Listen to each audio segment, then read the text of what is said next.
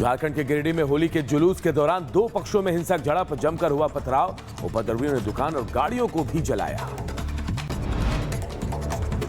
Police की कार्रवाई के बाद हालात काबू, कई लोगों के घायल होने की खबर। इलाके में शांति बहाल करने के लिए बड़ी संख्या में पुलिस बल तैनात किए गए। बढ़ते आगे, दिल्ली दंगों का वांटेड आरोपी मोहम्मद हनीफ गिरफ्तार। दंगों के बाद से ही फरार चल रहा था हनीफ। पिस्टल और 5 जिंदा कारतूस भी बरामद। ड्रग्स केस में भी आरोपी है हनीफ। यूपी के अलीगढ़ में बेखौफ बदमाशों ने की ताबड़तोड़ फायरिंग। युवक को घेर कर पीठ पर मारी 7 गोली। मौके पर युवक की मौत, दूसरा शख्स जान बचाकर भागा। गुजरात के भरूच में कबाड़ गोदाम में लगी भीषण आग। दमकल की 10 गाड़ियां मौके पर मौजूद। 5 कबाड़ गोदाम जलकर खाक। किसी के हताहत होने की खबर नहीं। गुजरात के राजकोट में इमारत में लगी आग। हादसे में 3 लोगों की मौत, 30 से ज्यादा लोग फंसे। मौके पर दमकल विभाग की गाड़ियां मौजूद। स्वर्ण मंदिर में श्रद्धालुओं पर हमला। एक शख्स ने रॉड से श्रद्धालुओं पर हमला किया। हमले में 5 श्रद्धालु घायल, एक की हालत गंभीर। कहासुनी के बाद श्रद्धालुओं पर हमला हुआ। मुजफ्फरनगर में पुलिस और बदमाशों के बीच मुठभेड़। गोली लगने से शातिर बदमाश अरविंद घायल। 3 तमंचे, 6 कारतूस और चोरी के ट्रैक्टर बरामद किए गए। खबरों की शुरुआत करेंगे। दिन भर के तमाम बड़ी और अपडेट खबरें आपको बताएंगे, लेकिन सबसे पहले वो 6 बड़ी खबरें जिन पर आज दिन भर हमारी नजर रहने वाली, और हर एक अपडेट इन खबरों का हम आप तक पहुंचाने वाले। सबसे पहले बात संभल की, जहां संभल में मस्जिद की मरम्मत को लेकर अब एक बार फिर एक्शन देखने को मिलेगा बहुत जल्द, क्योंकि फिलहाल मस्जिद को ढका गया है और मरम्मती की बात भी कही जा रही है। वहीं झारखंड के गिरिडीह की भी बात करेंगे, जहां एक साजिश हुई है। जी हां, होली के दिन 2 पक्षों में यहां जमकर बवाल हुआ। कई दुकानों को आग के हवाले किया गया और जमकर पत्थर भी चले हैं। वहीं दिल्ली दंगे का एक आरोपी जो है हनीफ, उसे गिरफ्तार कर लिया गया है। ये बड़ी कामयाबी दिल्ली पुलिस के लिए इसे माना जा रहा है। वहीं असम दौरे पर आज से 3 दिन के लिए गृह मंत्री अमित शाह जाने वाले हैं। वहीं पूर्वोत्तर राज्यों के मुख्यमंत्रियों के साथ भी उनकी बैठक होने वाली है।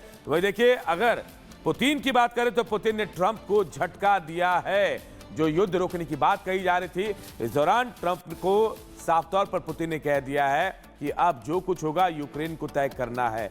वही बात पाकिस्तान की भी करेंगे, जहां पाकिस्तान का झूठ एक बार फिर बेनकाब हो गया। पाकिस्तान ने कहा था कि जो ट्रेन हाईजैक हुई थी उसमें से 214 जो बंधक थे उनको छुड़ा लिया गया, लेकिन अब बेले ने साफ कर दिया है कि सभी बंधकों को उन्होंने मार दिया है। तो पाकिस्तान का झूठ एक बार फिर सामने आ गया है।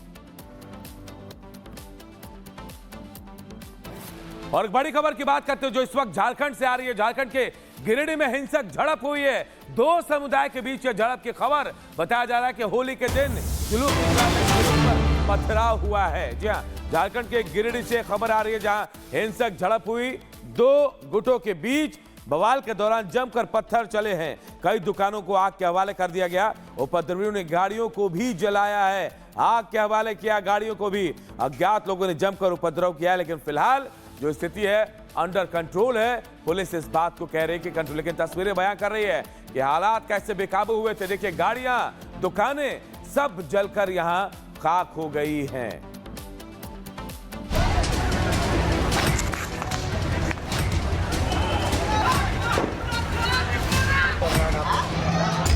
होली के त्योहार पर जिस दिन की शुरुआत रंग और गुलाल के साथ हुई थी, वो शाम होते होते हिंसक झड़प, पथराव और अगजनी में तब्दील हो गई। झारखंड के गिरिडीह में होली पर जुलूस निकालना कुछ लोगों को इतना नागवार गुजरा कि उन्होंने माहौल खराब करने के लिए जुलूस को निशाना बनाकर पथराव शुरू कर दिया।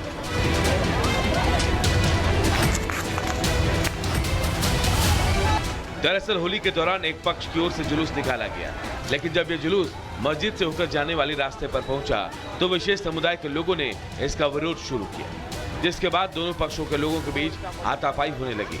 और देखते ही देखते मामला इतना बढ़ गया कि विशेष समुदाय के लोगों ने जुलूस पर पत्थर फेंकने शुरू कर दिए।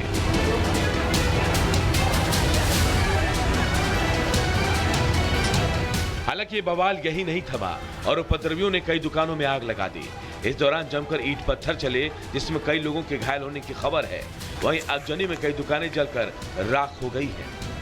ये 2 पक्षों का विवाद सामने आया है और इसमें होली खेलते समय ये बात सामने आई है। तो इसमें हम लोग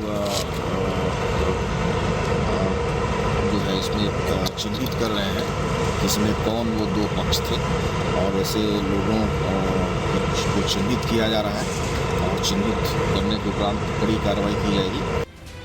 हालांकि पुलिस को जैसे इस मामले की सूचना मिली, उसने फौरन मौके पर पहुंचकर लोगों को शांत कराया। दोनों पक्षों के बीच टकराव के बाद इलाके में तनाव को देखते हुए भारी फोर्स को तैनात कर दिया गया है। होली के त्योहार पर जुलूस को निशाना बनाने पर कई सवाल उठ रहे हैं। इन लोगों ने जानबूझकर जुलूस का रास्ता क्यों रोका?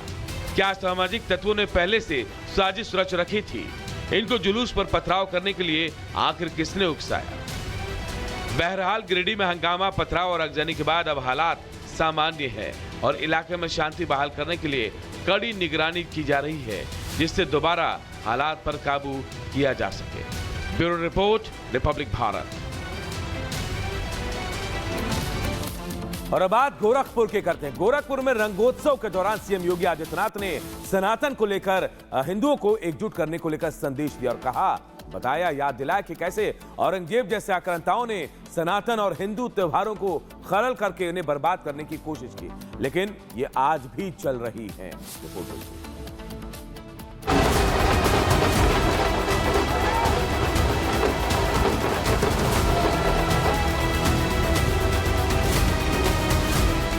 मुख्यमंत्री योगी आदित्यनाथ ने गोरखपुर में पूरे दिल से होली खेली। इस दौरान योगी ने कहा कि देश ने सदियों से देखा कि कैसे हमारे त्योहारों में अड़चन डालने की कोशिश हुई, लेकिन कोई भी इस परंपरा को रोक नहीं पाया जो लगातार चल रही है। सीएम योगी ने कहा कि देश ने लंबे समय सैकड़ों साल गुलामी झेली है। औरंगजेब जैसी मुगल आक्रांताओं ने सनातनी आस्था पर प्रहार किए, लेकिन होली, दिवाली और महाकुंभ उसी उत्साह से होते चले आ रहे हैं। आपने देखा होगा देश ने एक लंबे समय तक गुलामी को झेला है, सैकड़ों वर्षों की गुलामी की पीड़ा को झेला है, आक्रांताओं से आस्था को आहत होते हुए देखा है, अपनी आस्था को अस्त व्यस्त होते हुए देखा है। होली और दीपावली जैसे पर्वों को रुकवाने की, महाकुंभ जैसे आयोजन में तमाम प्रकार की बाधाएं खड़े करने के आयोजन, तमाम इस प्रकार की शासकों को देखा है, लेकिन कोई इस परंपरा को कभी रोक नहीं पाया। अनवरत चलते रहे। इस मौके पर योगी आदित्यनाथ ने महबूबा मुफ्ती को भी जवाब दिया।